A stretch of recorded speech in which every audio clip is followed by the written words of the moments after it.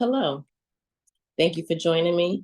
My name is Shanice of Shanice's Nurtured Holistics, and I'm coming through today to do a class on how to read tarot. I've noticed over the years that I've been doing it that there's a lot of different course material out here, different teachers, different diviners, and everybody does things a little bit different. I just wanted to come through and produce my rendition of how I decode the language of tarot. Um, just to give you a brief introduction, I have been reading tarot cards for probably about 5 or 6 years now. I've been doing it publicly for at least the last 4 years. And I'm not going to say that my way is the best way, but my way is my way. And if you're watching all the way through, let me know if you have any questions. I'm going to cover a number of different things in this course, from spiritual hygiene to prayer and invocation, numerology, symbolism, and the breakdown of the standard meaning of cards. I'm an intuitive reader, so I kind of pull together all of the things that I know between the different disciplines that I've studied, and that is how I best decode in my readings, and I haven't had any bad reviews to date. So I'm going to jump right in and tell you what tarot is. A tarot reading is a divination practice that involves the use of a deck of tarot cards. The deck I'm going to use today is the Modern Witch Tarot. This is actually one of my favorite decks because the images on the cards look just like me. This is a standard deck, very much similar to the standard Rider-Waite tarot deck. And there's many different types of tarot decks, many types of styles to divine. However, tarot originated back in the 15th century. Tarot cards were initially used as playing cards, but over time they've evolved to being a powerful tool for spiritual guidance and self-reflection. I know over the years that tarot cards have become or have gotten demonized, but for me, I utilize them as a really strong tool in my healing journey, as well as the individuals that I serve. The tarot is broken down into, hold on, let me backtrack. I just wanted to let you know what tarot was, and then I'm going to start off with spiritual hygiene, because I feel like in all of the videos that I've seen, nobody gives anybody any guidance on how to protect yourself for what you're tapping into if you're doing tarot readings for other people. You don't notice it on me today because I don't have it, but typically when I go into any readings, I have a head garment on, whether if it's a hat or a scarf, a white scarf, anything to block out any type of energy that may penetrate you. Reading tarot is exactly what you think it is. When you're tapping into different dimensions, portals, you're tapping into someone else's subconscious or your own, and the messages that you're being delivered. You can be tapping into the other side, if you will, for our ascended loved ones. You can be tapping into the ascended masters, whoever you invoke in your invocation or prayer, which I will touch on a little bit later. But pretty much you want to make sure that you have your head covered, and you also want to have a white candle present. I don't have a white candle with me. I'm not doing a reading, but a white candle definitely helps to keep your energy sacred and to keep any malicious or malignant energy away from you. I'm big on spiritual hygiene. You may also want to incorporate burning sage, lighting incense.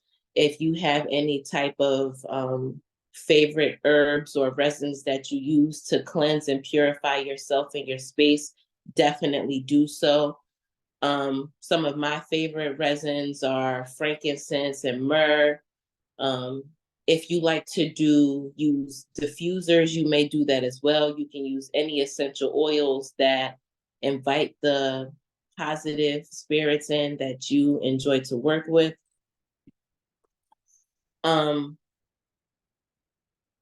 that's just some basics. Do you have any questions for me? If you do, list them down in the comments below, and I'll be sure to let you know about any additional type of measures for spiritual hygiene, or you can let me know what you use if you're a skilled reader yourself. What else? Invocation prayers. Before I tap into anything, if you watch me do live demonstrations of my readings, I'll always call upon God, the divine, Holy Spirit, my ancestors, ascended masters, and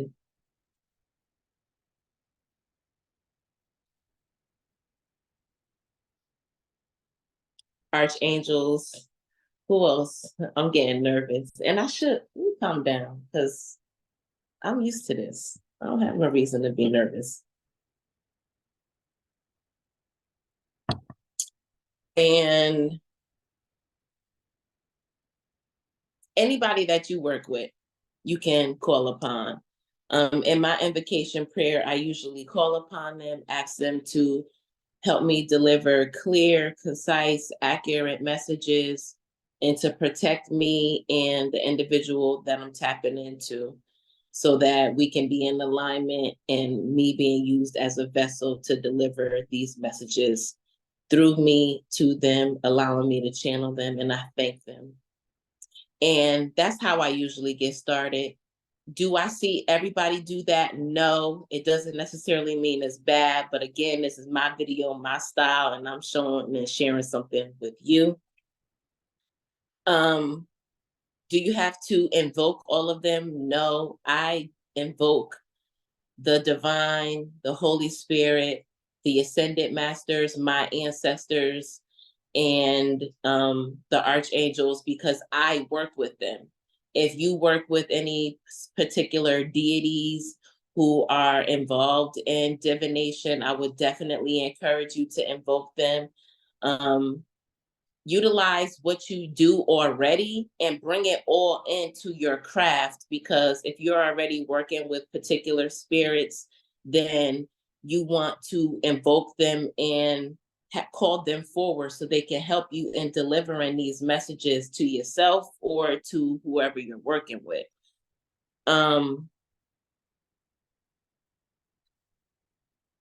I can't think of anything else I need to cover in that regard. But again, if you have any questions specific to what you do or anything you want to know, drop it down in the comments below. I'm going to jump into talking about numerology. And why is numerology important in tarot? Because every card is assigned a number, and numbers have vibrations.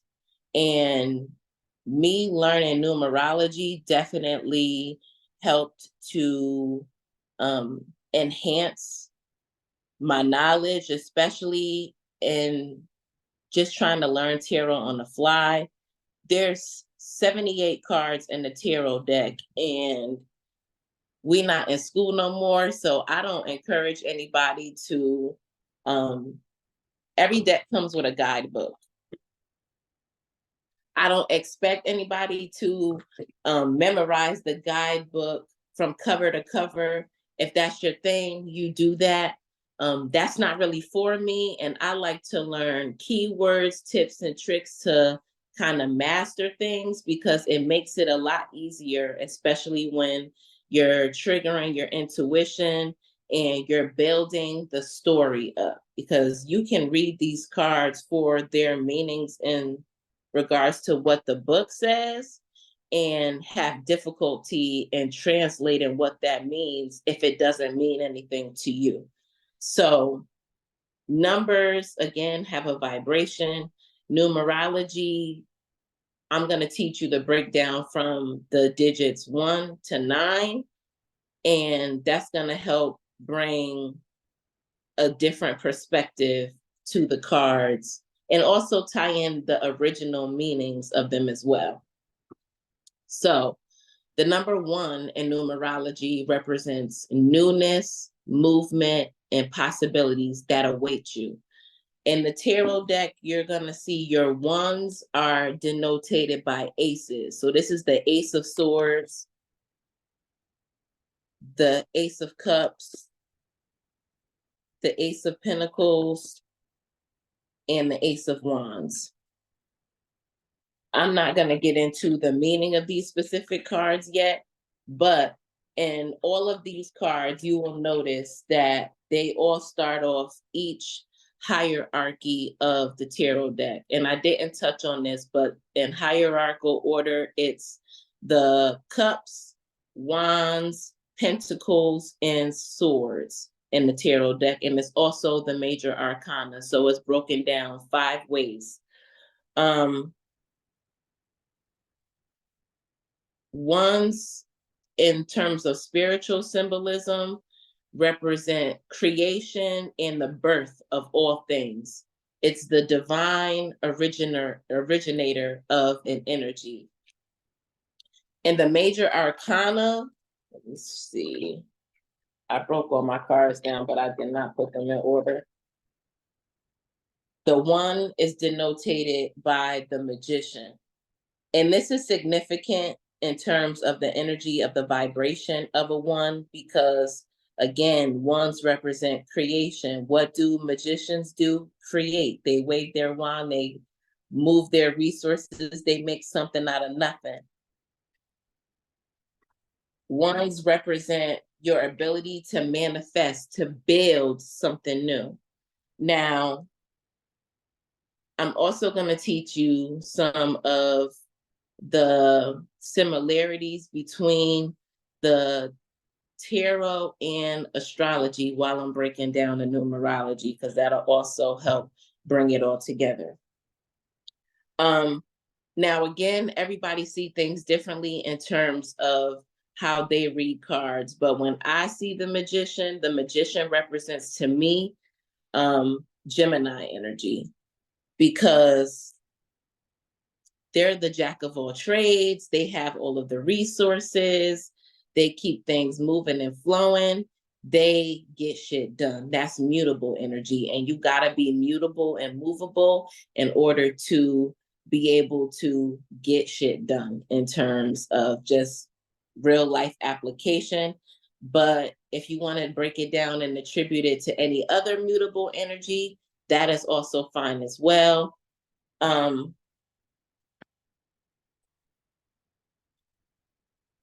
Ones represent freedom, activity, and self-expression as well. Now, when you see the aces show up in your tarot reading, you know that there's some swift action happening. There's something on the cusp of coming through. I'm gonna just jump right in. The magician, like I said a little while ago, represents newness, having all the resources. The magician is a major arcana card. The magician comes after the fool.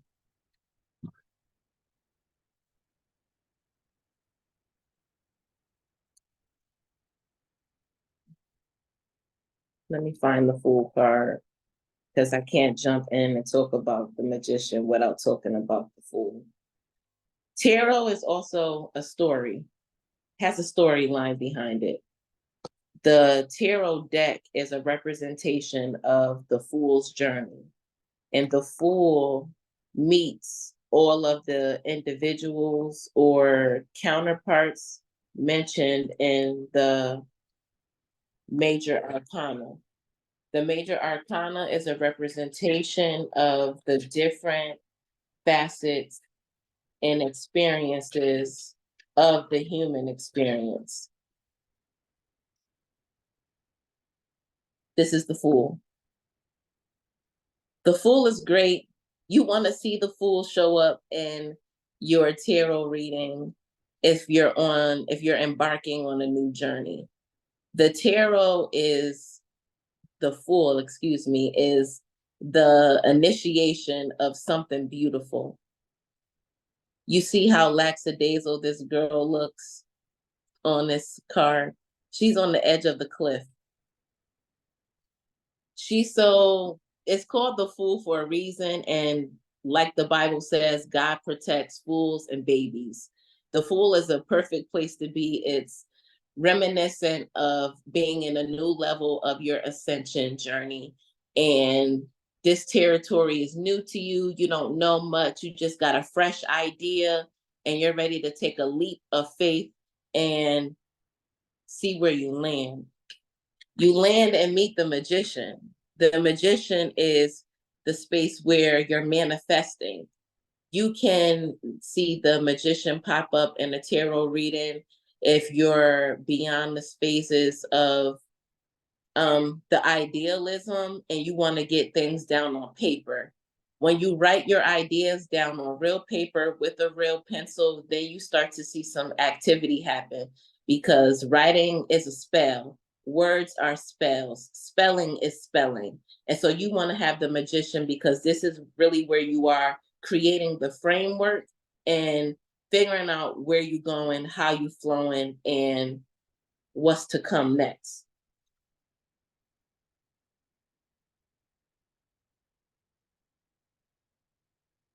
Let me organize my cards because I'm wilding. All right. The next card you see here is the High Priestess. The High Priestess is denoted by the number 2. Twos in numerology represent partnerships, coming together, balancing two individual people, concepts, or things. It holds great power over any situation. It represents diplomacy, tact, results, spiritual faith, authority in your faith, harmony, and teamwork. Twos also represent mediation, being able to see two sides of a story, being very spiritually inclined, and just having a really open mind.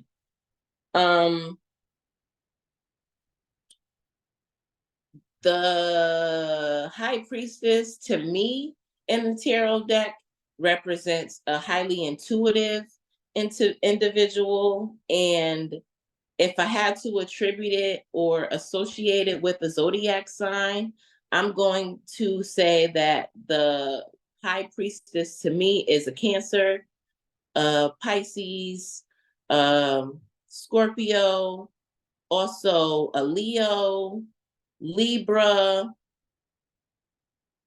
any messenger energy.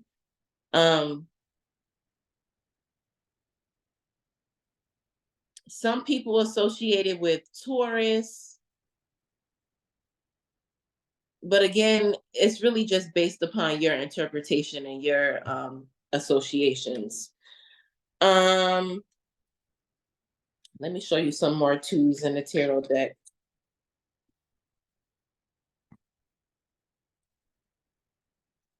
You see the Two of Wands, Two of Pentacles, Two of Swords, Two of Cups. And in each of these cards, you see two of something. And it's two of the hierarchy energies. So in the cups, it's the 2 cups. And wands, it's 2 wands or staffs. And the swords is 2 swords. And the pentacles is 2 pentacles. It represents choice. You can also, I'm gonna go back through and talk about the different meanings. I need to talk about it now. Cups represent emotions and fulfillment, joy. Pentacles represent um, money, opportunity, resources. Wands represents creativity, willpower. Swords represents the rationale of the mind, your judgment. Wands is a representation of fire sign energy. So that's your Leos, Sagittarius, and Aries. Your swords is a representation of the air element. Geminis, Libras, Aquarius, even though they're depicted as a water bender, they're an air sign. Cups is represented by the element of water, Cancer, Scorpio, Pisces.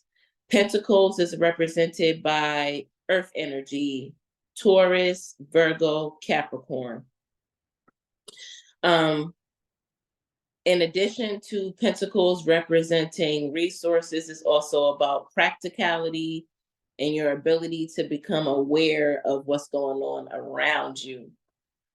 Cups is about your feelings, your emotions, your thoughts, your innermost heart space energy, your subconscious, and your ability to display your creativity.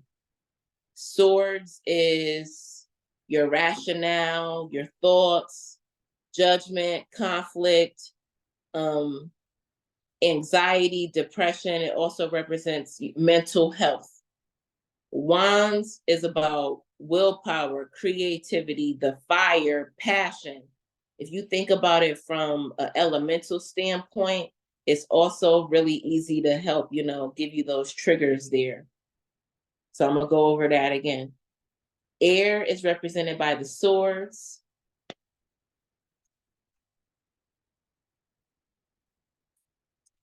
Wands is represented by fire. Pentacles is represented by earth energy. Cups is represented by water.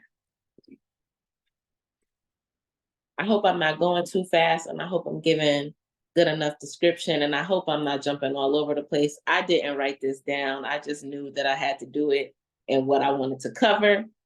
So if you have any questions, let me know.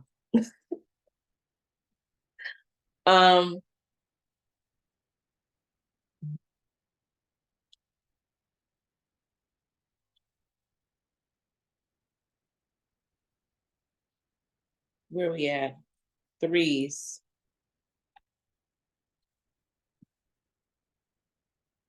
Threes represent uniqueness, creative thinking, creative expression, curiosity, abstract ideas, solutions. Three is the energy to me of a child at heart.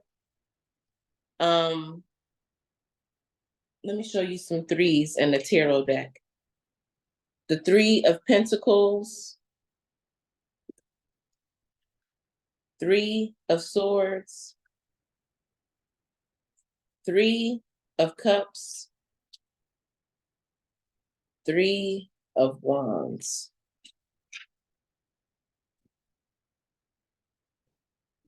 And the Major Arcana,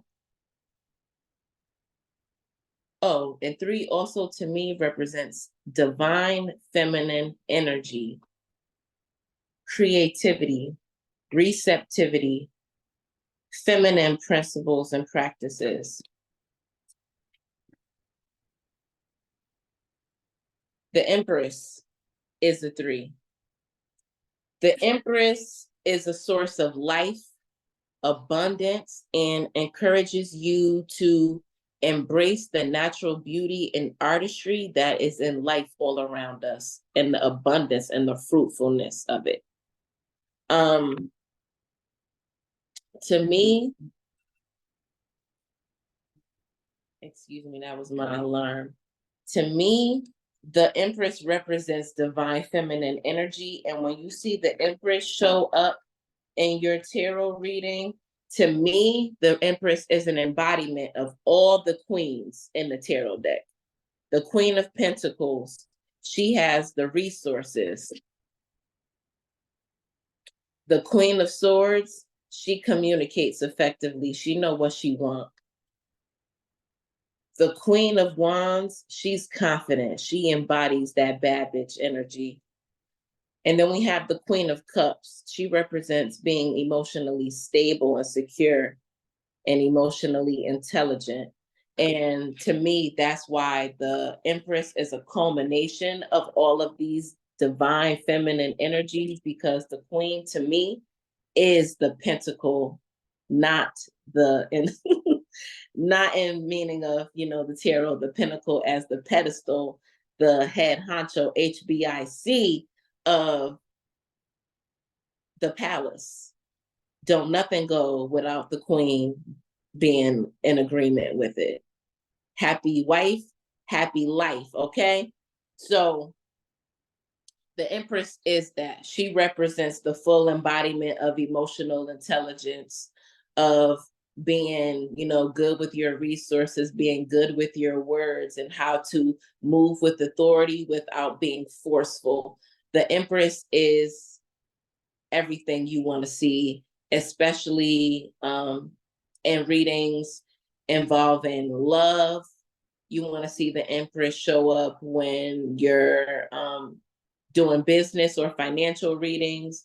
If you're doing any type of health readings, you want to see the Empress show up, because that just means that you're agile, you're in the right place, you're in the spiritual alignment. So yeah, she can mean a lot of different things when she shows up, but she again is the culmination of the embodiment of the three energy, because something's being birthed out of that. The Empress can also represent having a baby, something being birthed, whether this is a human, a business, a project, anything, any type of relationship that's coming together. We're gonna move along to the fours. When I see four in a tarot reading, to me, it represents strength, foundation, efficiency, building a platform, rescuing, some type of dedication needed to a project.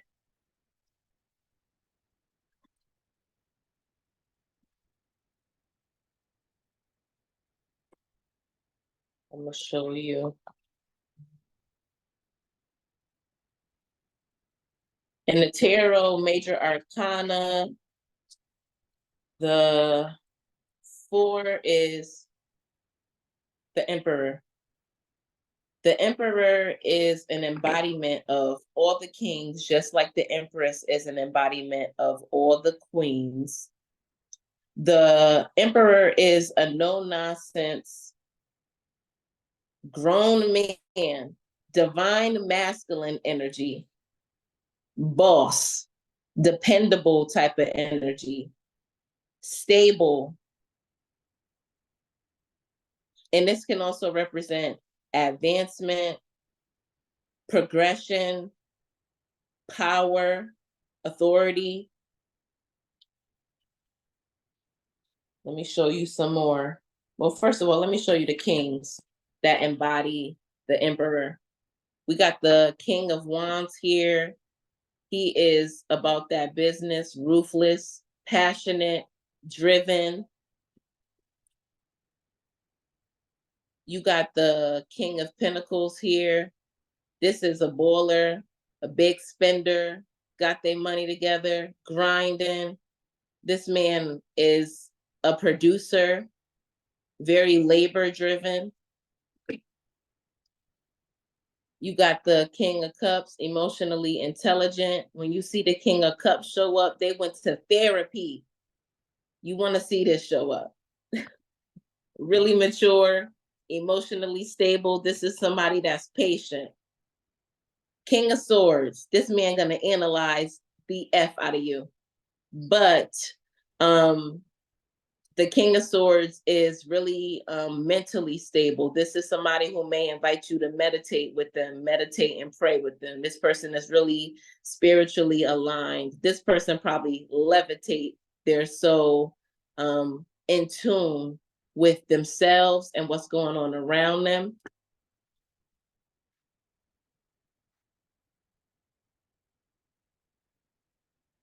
But again, 4 represents stability, foundations, efficiency, strength. There's power behind the vibration of a 4 in the tarot reading.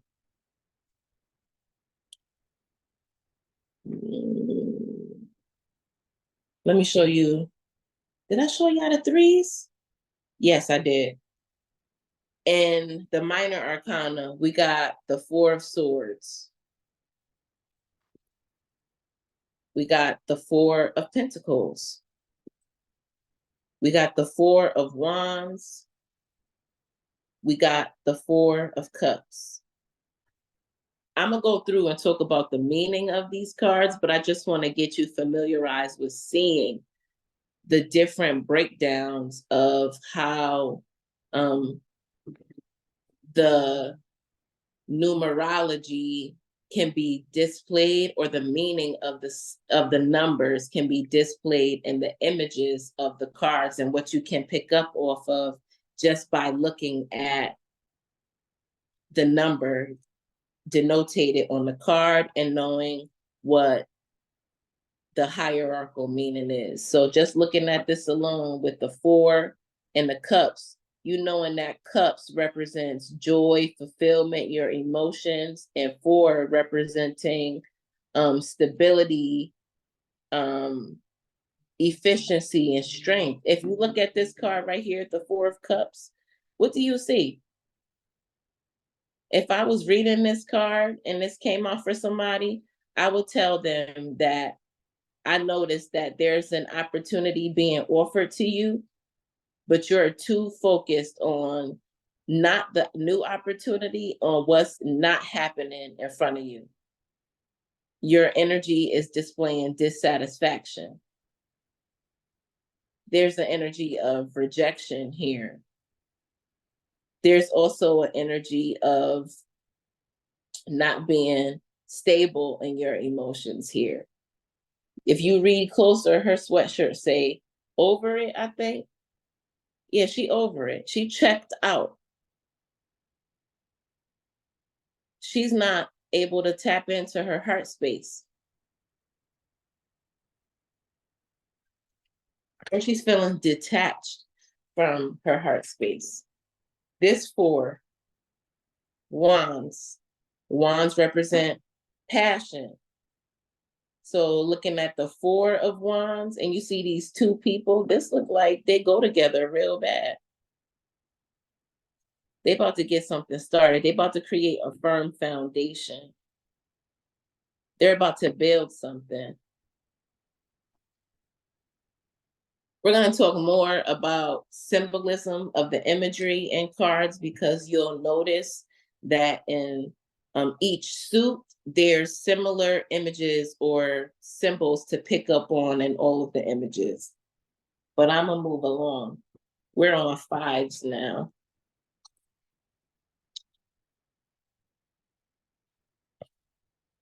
What is the 5 in the tarot deck? Oh, I didn't tell you the Emperor. To me, when I see the Emperor, that's an Aries energy. People gonna tell you, I've heard somebody say that it represented Taurus to them, but no, not to me. When I see the Hierophant, I think Taurus. But 5s in tarot represent change, or excuse me, in numerology represent change, challenges, chaos, learning, mastery or a transitional phase of mastery, if you will, adaptation, learning how to thrive, getting out of survival mode. Those are common themes to me when I see fives. Fives require high energy. Five is that place where you got to keep pushing through. Five is kind of the mundane, let me show you some fives. The Five of Wands, Five of Cups, Five of Pentacles, Five of Swords. All of these energies in the five denotate some type of chaos, confusion, confrontation. The five is really an ugly phase, a difficult phase, a challenging phase.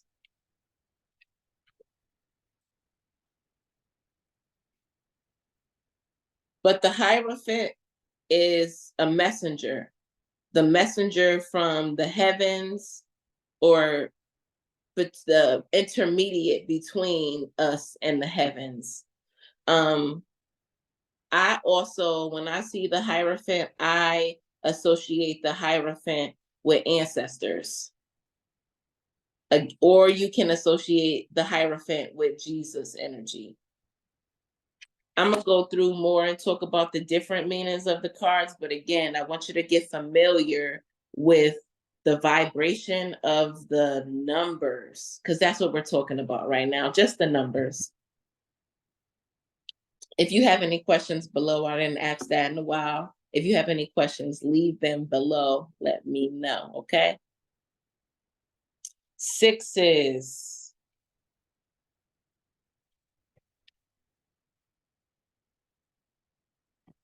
The six in the tarot deck is the Lovers. The number six is an embodiment of the heart. It represents unconditional love, support, nurturing, and healing. It's a powerful force of compassion and empathy. It's warmth. It's hope. It represents partnerships of all kinds, especially emotional ones. It's being vulnerable. It's all of that warm and gushiness of love. It's a choice.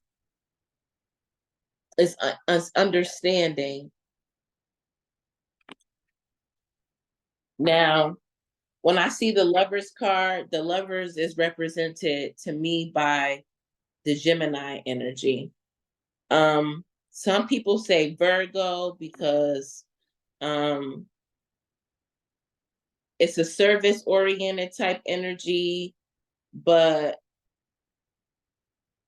it could also be associated with Taurus and Libra if you look at it from a planetary type of energy. If you associate the Lovers with Venus, I've seen it kind of all over the place, but I like associating it with the Gemini energy because it's a six. Geminis are, a May, June type of thing. But that's me personally. Let me show you some sixes in the tarot. Minor Arcana. We have the Six of Pentacles here, the Six of Swords here, the Six of Wands here, and the Six of Cups here. All of these energies depict some form of devotion,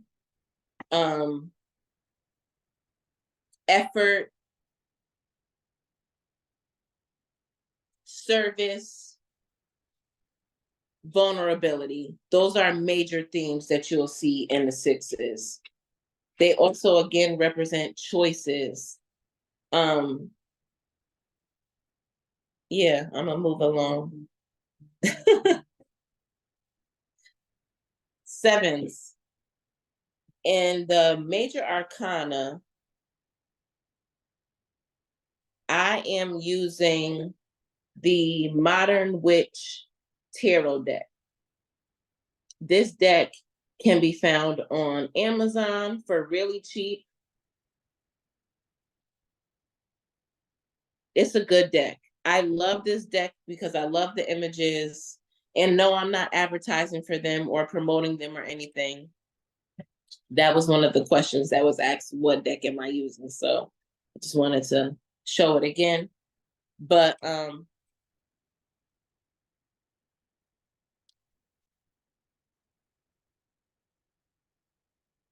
me get organized again. In the Major Arcana, the 7 is represented by the Chariot, and numerologically speaking, the number 7 is a number of spirituality, of reflection, introspection, depth, wisdom, nothing of the surface, really deep, nothing frivolous. Again, that really deep, what's buried on the inside deep. When I see the Chariot, I associate the Chariot with Cancer energy. When I see the Chariot, to me, the Chariot also doubles as evolved energy of the Queen of Cups. Sevens represent needing to dig deeper beneath the surface, doing research, listening, sensing, heightened intuition, spirituality, prayer.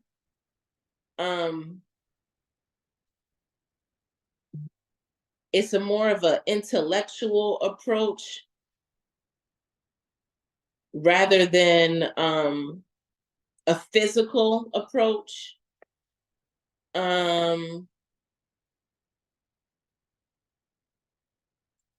It's filtering, it's sourcing, it's a combination of conscious and subconscious thinking. It represents, to me, the heavens and just having access to deeper truths. Let me show you some sevens. In the Minor Arcana, I have the 7 of Wands. I have the 7 of Swords. I have the 7 of Pentacles. And I have the 7 of Cups. All of this, sevens represent patience, planning, strategy. Seven is not an action number. 7 is a spiritual energy. It's more of an energy of co-creation. It's an energy of learning how to trust. There's a lot of depth that comes with the 7. And when you're reading it in a reading, you want to see what comes around it because 7 is really powerful. But again, it's not an energy of action. It's a feminine energy, very much so. It's about being patient, sitting, waiting for the next steps from the divine. It's a really solace type of energy. 8s. The 8 in the Major Arcana is represented by the Strength card. Astrologically speaking, the Strength card is Leo energy to me. 8 is a representation of achievement, setting goals and reaching them, um, power, presence, drive, success, passion, infinite possibilities, resiliency, um, poise, structure. It's just a symbol of balance. And even in how the 8 is represented just in a digital form, it is symmetrical. It's a representation of knowing, what goes up must come down, and really honoring the cycles of things, but knowing if you put in that work, you're going to get that return on your effort. Um,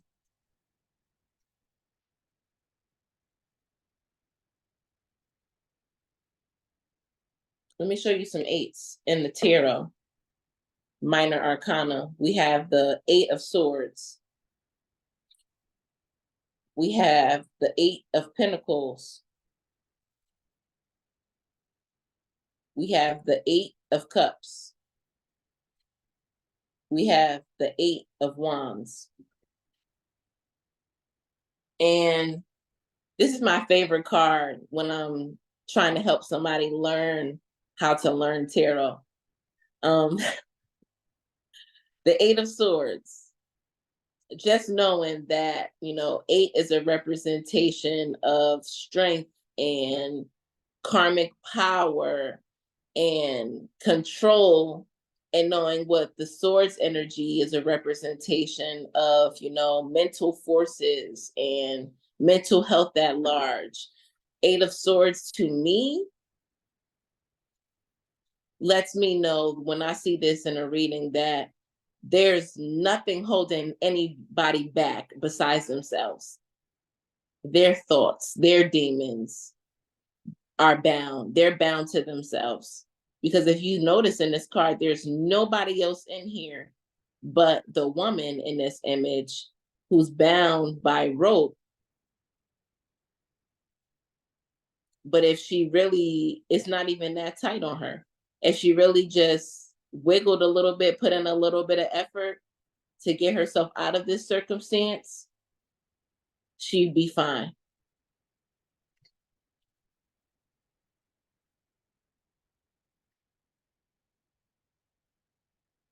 Eights also represent professionalism, achievement, prestige. To me, again, the Strength card represents the energy of Leo, resiliency, courage. But to some people, the Strength card is they attribute it to Capricorn energy or Saturn, even Scorpio, I've heard. But again, it's whatever floats your boat, whatever works for you. I go with Leo because it's a lion here, and I just work with what I know. It's a lot of Leo colors here and symbolism. So to me, it's Leo. Moving along to the number 9. Let me know if I'm going too fast or if you have any questions.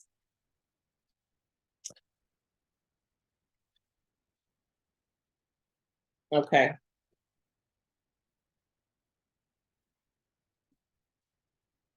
9 in the Major Arcana is the Hermit.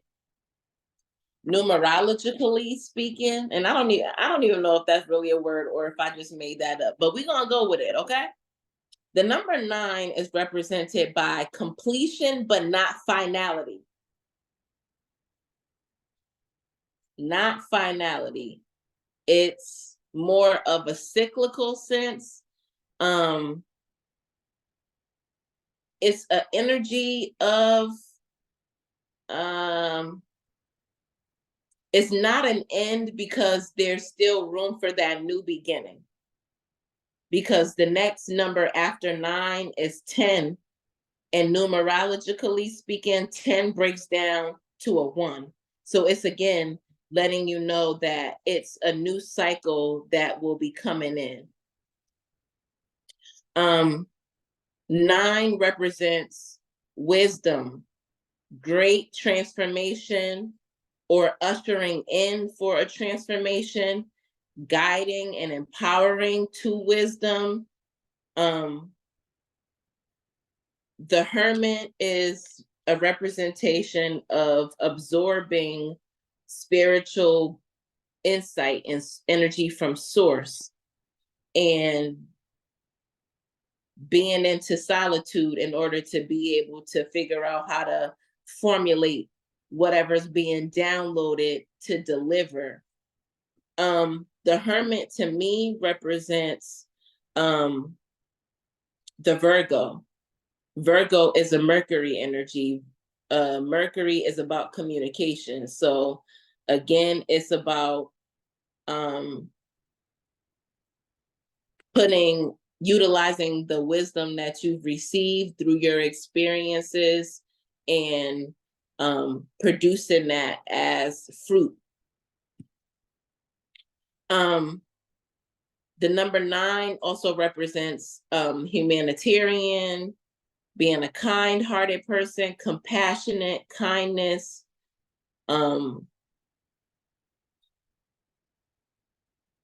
It's representing wisdom, strength. You've gone through the struggle to come out on the other side. The hermit is wise because wisdom is knowledge acquired in application, and you've become more wiser due to the experiences that you've had.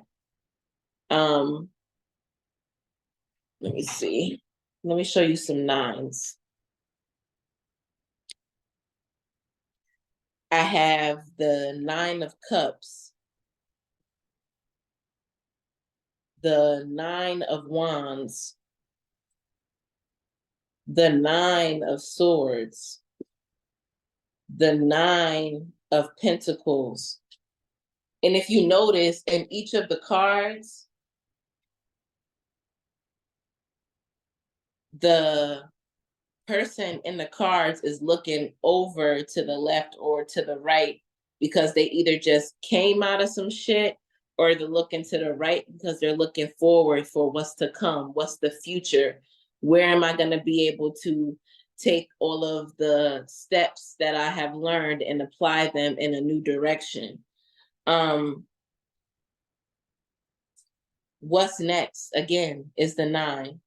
It's satisfaction, being in the correct posture to receive your next assignment.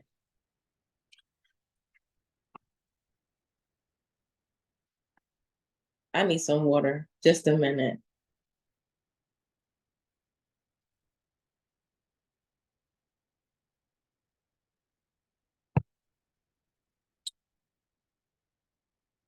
Excuse me.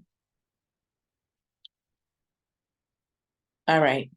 So I'm going to do an overview of some personality traits that each of the energies, numerologically speaking, before I go into the rest. I'm not even going to do the rest of these yet. I'm going to do that. Then we're going to cover the Major Arcana. Okay? Because I want it to be easily digestible. Are we all on the same page? We flowing? Because it's a lot.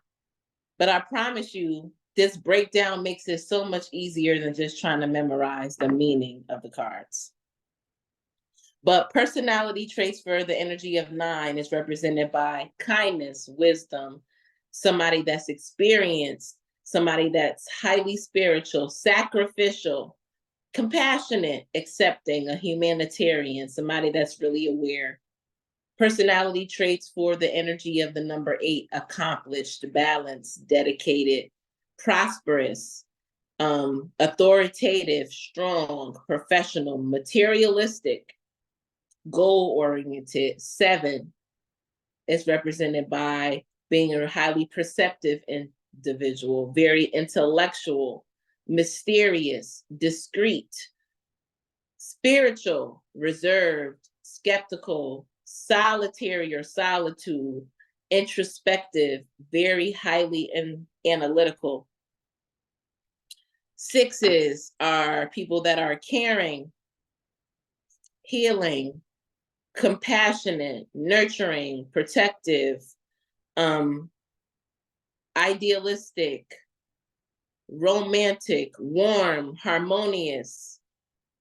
Fives are represented by a person that could be very flexible, somebody that's a shit starter, somebody that's adventurous, unpredictable, outgoing, social, restless, energetic, instigator, independent, inconsistent.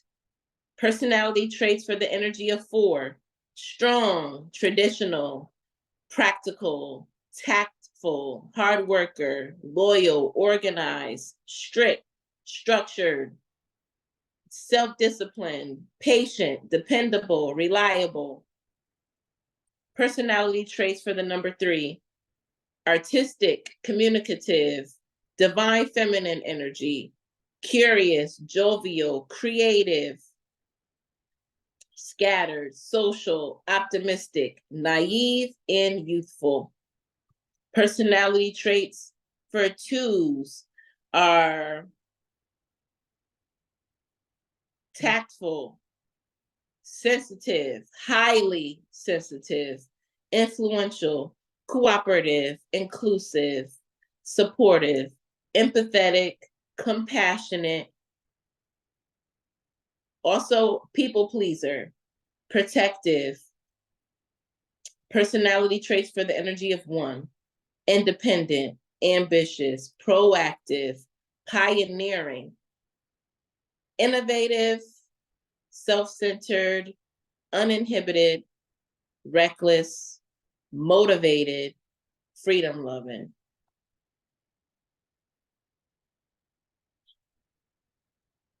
How we doing? That was a lot, right? But I think you got it. I think you got it. Let me know if you have any questions. If you're struggling, if I need to go back and grab a soldier, ain't nobody getting left behind today, okay? All right. So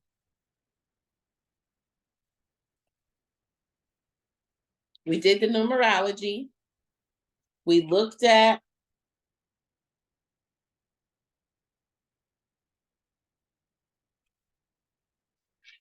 the ones are displayed by the aces. We got Ace of Cups, Ace of Pentacles, Ace of Wands, Ace of Swords, and I'm going to show you the Major Arcana. The Magician. These are the ones.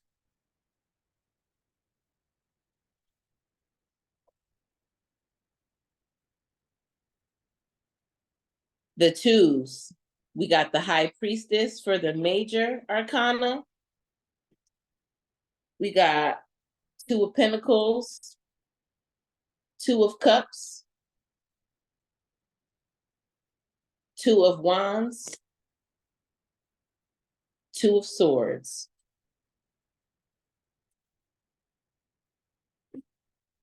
Threes, we have the Empress, Three of Wands, Three of Pentacles, Three of Cups, Three of Swords.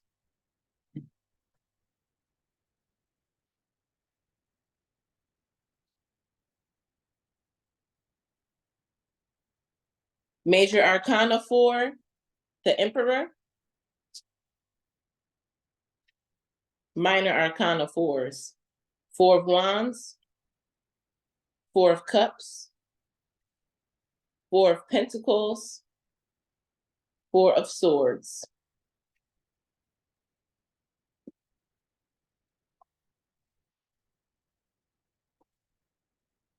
Fives. We have the Hierophant, 5 of Pentacles, 5 of Cups, 5 of Swords,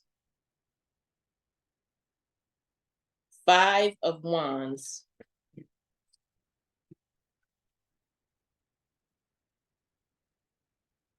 6, Major Arcana, the Lovers, Minor Arcana, 6 of Pentacles, 6 of Swords,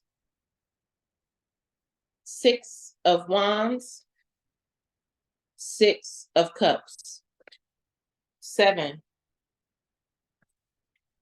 Chariot, 7 of Cups, 7 of Wands, 7 of Swords, 7 of Pentacles. 8, Strength card, 8 of Pentacles, 8 of Wands, 8 of Cups, 8 of Swords. Hermit for the 9s, 9 of Pentacles, 9 of Wands, 9 of Swords, 9 of Cups. So what we did so far is we discussed the numerology of the number breakdowns between 1 and 9.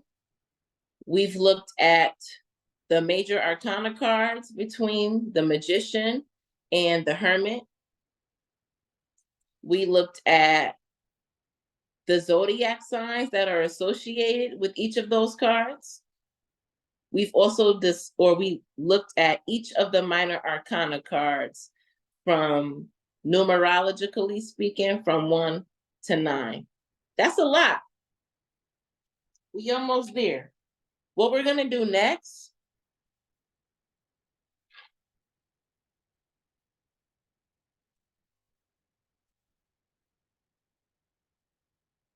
is talk about the Major Arcana. Let me get organized.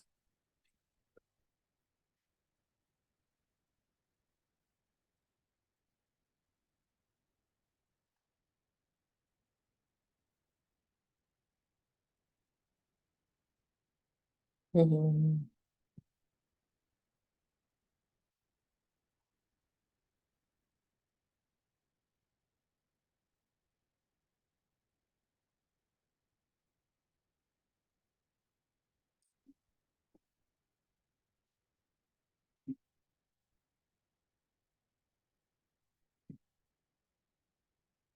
I'm getting them organized.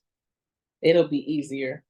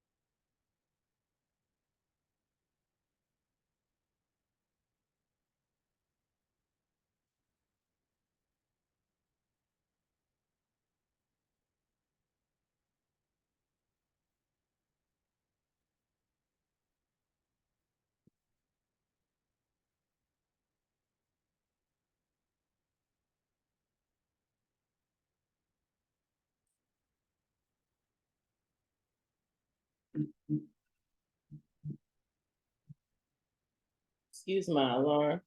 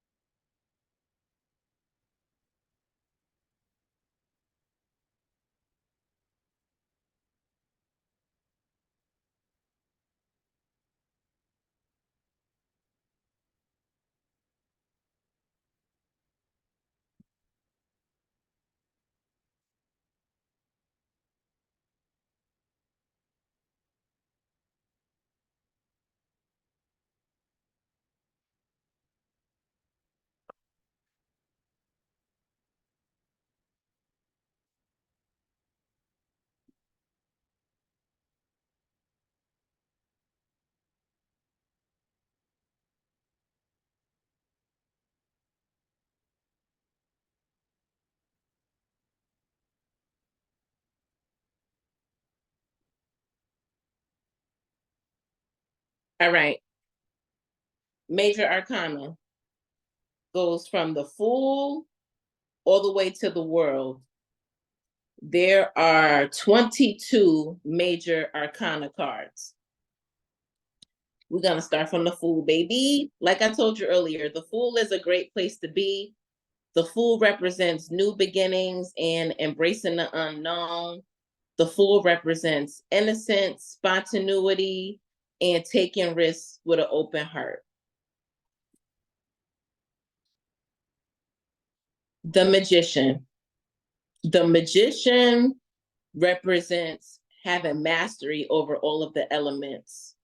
The Magician signifies personal power, manifestation, and the ability to harness your skills and resources to create the change you seek. The High Priestess. The High Priestess represents intuition and spiritual wisdom. The High Priestess is the guardian of hidden knowledge and invites exploration of the subconscious mind. We have the Empress. The Empress is associated with divine feminine energy, abundance, creativity, nurturing, birth. The Empress embodies fertility, growth, harmonious connections with nature. The Emperor. The Emperor is an older gentleman, an individual that stands for authority, structure, stability. The Emperor represents leadership, divine order, and a responsible use of authority and power. The Hierophant. The Hierophant symbolizes tradition, spiritual guidance, and wisdom. The Hierophant encourages seeking wisdom and established belief systems, conventional institutions, and spiritual teachings. The Hierophant can also represent marriage, church, educational systems, institutions. So you want to think about like the government also. And I also said the Hierophant represents the bridge between us and the divine, an intermediate.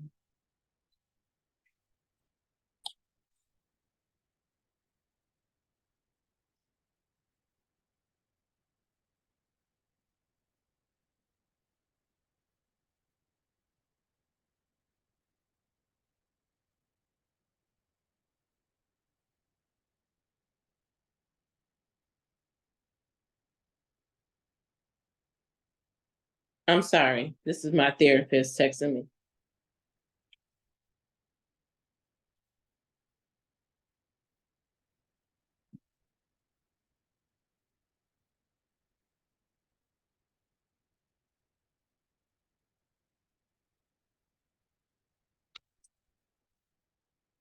The Lovers. The Lovers is more than just love and romantic love. The Lovers card represents choices, partnerships, and the harmony of opposite energy, emphasizing the need for balance and deep connections. This can also depict Adam and Eve, This can be you having a soul contract, or you walking into your destiny. Again, it really depends on how you intuitively view the illustrations that are being displayed to you. And it also depends on the type of reading that you're doing. The Chariot. The Chariot represents determination, control, and victorious progression. The Chariot symbolizes overcoming obstacles via focused intention and willpower. The Chariot means fulfillment, setting goals and getting them accomplished and completed. This is fulfillment. This is fast forward movement as well. Strength. The Strength card is a depiction of inner strength, courage, resilience, and you being called or invited to tap into your inner power and show yourself grace, compassion within the challenges that you're experiencing and growing through. The Hermit, I know I'm kind of speeding through these, but I kind of went through these in their astrological meanings already, so I'm kind of just breezing through. But when I get to the next set, I'm gonna slow it down a little bit, okay? The Hermit. The Hermit signifies introspection, solitude, seeking inner truths. The Hermit is an invitation to withdraw from the noise of society and to scale back so you could hear messages from the divine from within. You could see the Hermit pop up when it's time for you to take a deeper dive with your meditation practices as well. Now we're getting into some new cards that we haven't seen yet.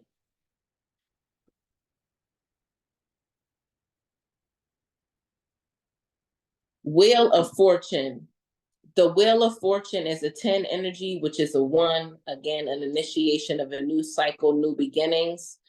The Wheel of Fortune represents the cycle of life, destiny, change. The Wheel of Fortune reminds us that life is ever evolving and our actions influence our outcomes. When I see the Wheel of Fortune, it gives me Scorpio energy, Leo energy, Aquarius energy. This is my fixed energy card.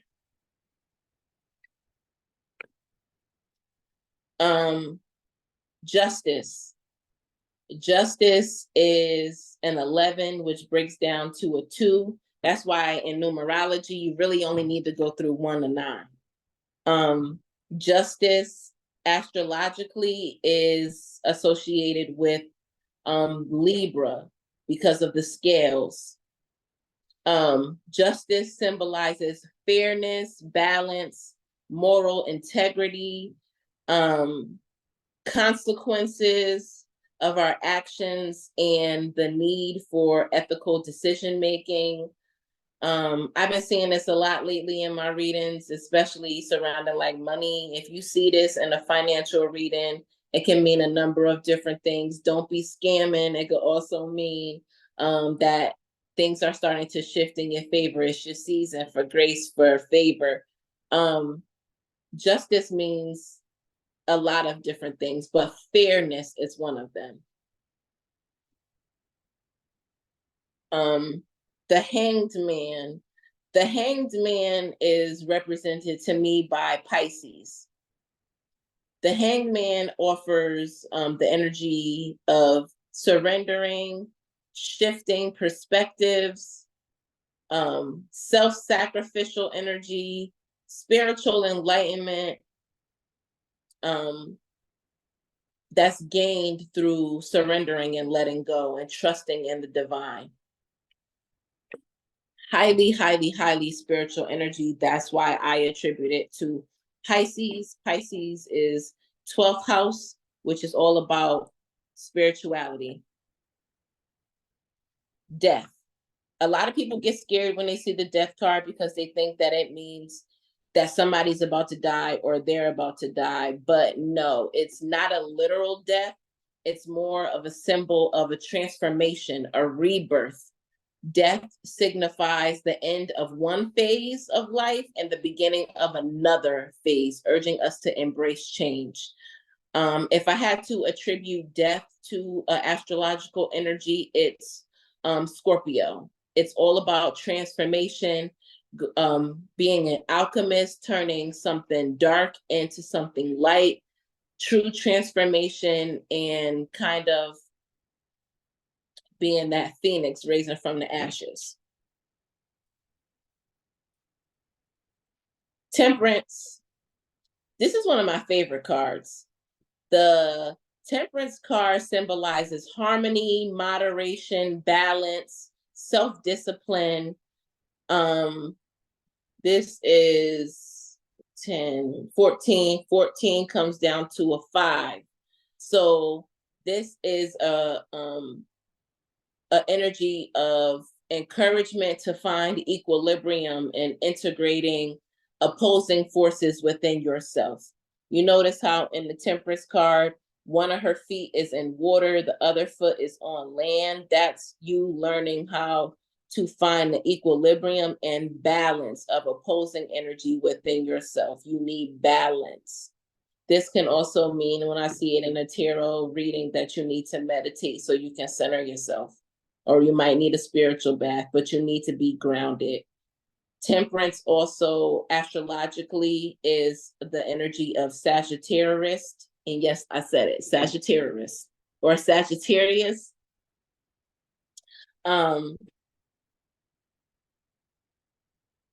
Yeah, the Tower card. The Tower, wait, no, I'm getting ahead of myself. The Devil comes before the Tower card. The Devil represents bondage, temptations, illusions.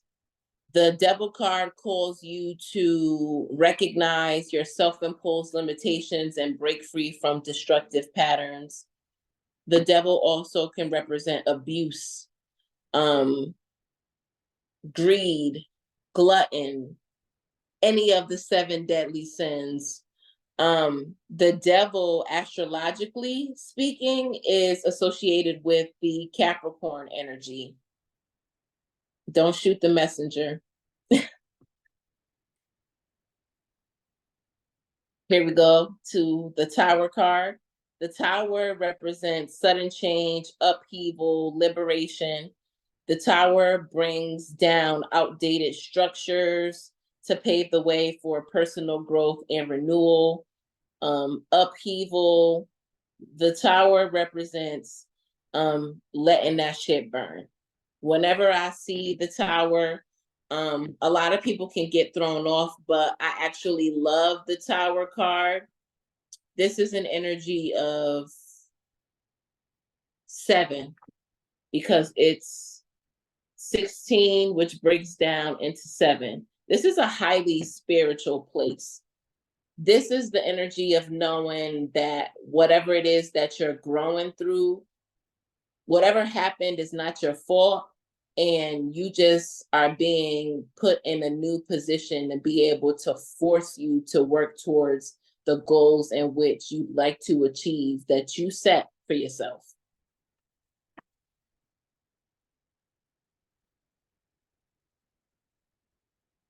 I have the Star card here. The Star symbolizes hope, inspiration, guidance. The Star is the energy of healing, renewed faith, and the realization of your aspirations. She's naked, so I don't want to show that too much on the screen. Might get the video flagged. But the Star, astrologically speaking, is represented by the Aquarius sign.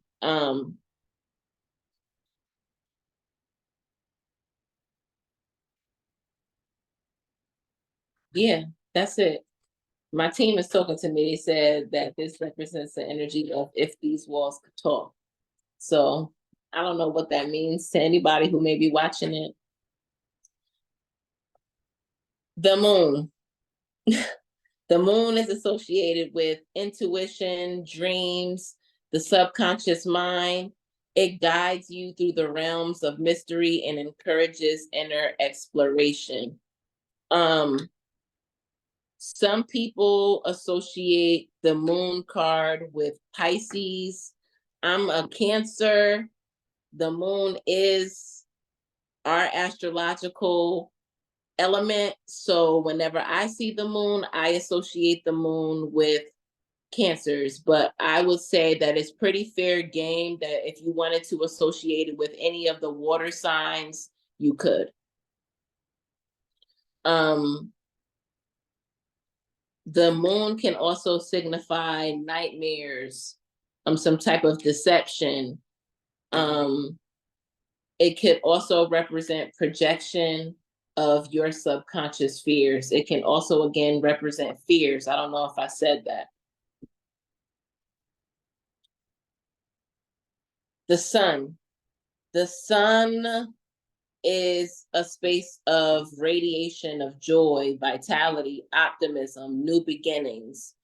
The sun represents success, happiness, and unfolding of your true self. When I see the sun, this is a Leo card for me. But this is a Leo card for me because their element is the sun. But I don't think I've ever heard it be associated with any other sign. But again, it's your rules when you read in. Do your thing. It represents newness, new beginnings. I love seeing the sun in a tarot reading because this lets me know that you're in alignment with your goals. You're moving from a space of inner power. And I also say that the sun represents Leo energy because they're fifth house, and fifth house represents children, and there's usually a child on the sun card. So that's just another little tidbit there. Judgment. Judgment signifies self-reflection, evaluation, and rebirth. This also signifies a call for self-awareness and making peace with the past in order for you to ascend. Depending upon how it shows up, this can be an invitation that you must grow up or you're going to be forced to grow up.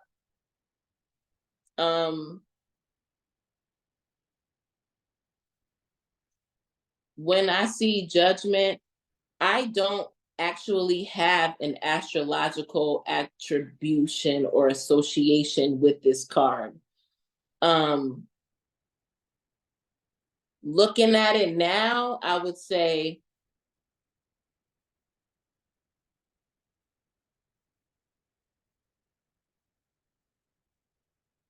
I'm hearing Libra, but it's really, again, fair game. It's you, what you would do. The world. The world represents completion, wholeness, and achievement. The world signifies the culmination of the journey of the fool and the integration of all aspects of ourselves. This is my fixed energy card. It's very much similar to the Wheel of Fortune. You got your Taurus, your Leo, your Scorpio energy here, and your Aquarius energy. So,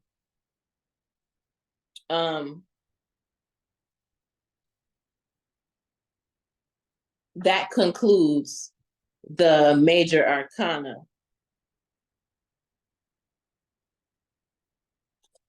Yeah, that concludes the Major Arcana. We ain't halfway done, but we halfway done with what I wanted to discuss. So the next video that you're going to see, we're going to talk about, I got my aces, all the way down to my court cards. What I am going to talk about in the next video is my court cards. That's your king,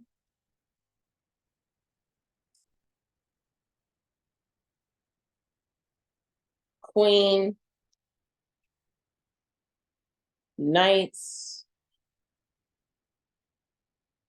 pages.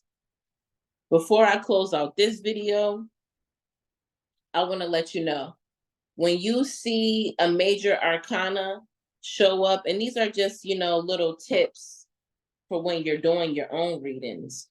When you see major arcana show up in a reading, this lets you know that this is a major phase in your journey, your spiritual alignment. This is you being caught at the right time, you being in the right place at the right time, you picking up the lessons that you need to learn in a specific place. If we pull the Hanged Man in a reading, and that's the first card I see, that's letting me know that you're in a phase in your life potentially learning how to trust God, you learning how to trust the process.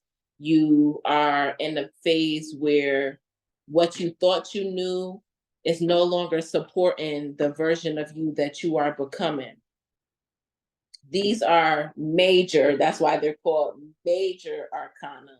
And again, like I said, they each depict a person in the journey that the fool had to meet in order to come to this space of completion.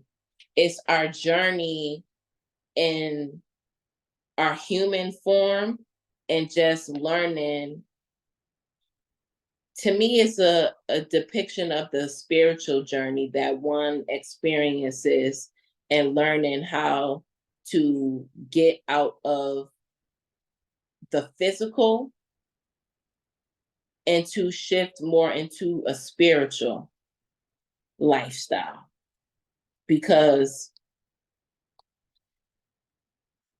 it's really the journey of life.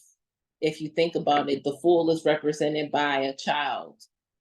And, you teach your child how to talk, how to pray, how to ask God for things, how to trust in God, for allowing for things to be birthed in front of you. You having poise and trusting, you going to Bible study or you studying more of the word,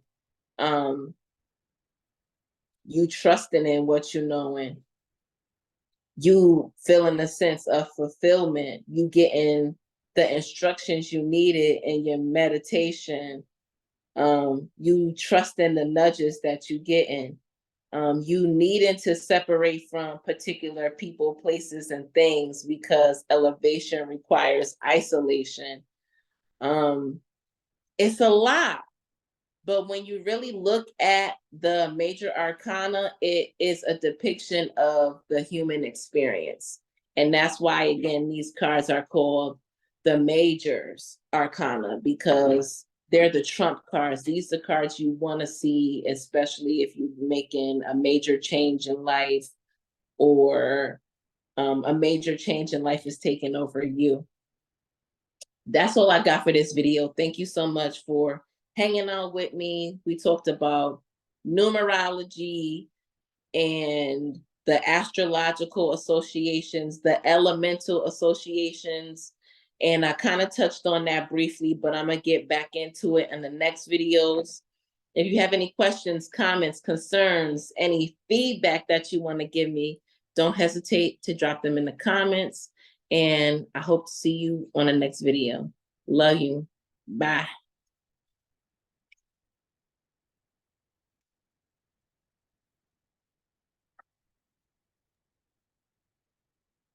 Shanice, can you hear me?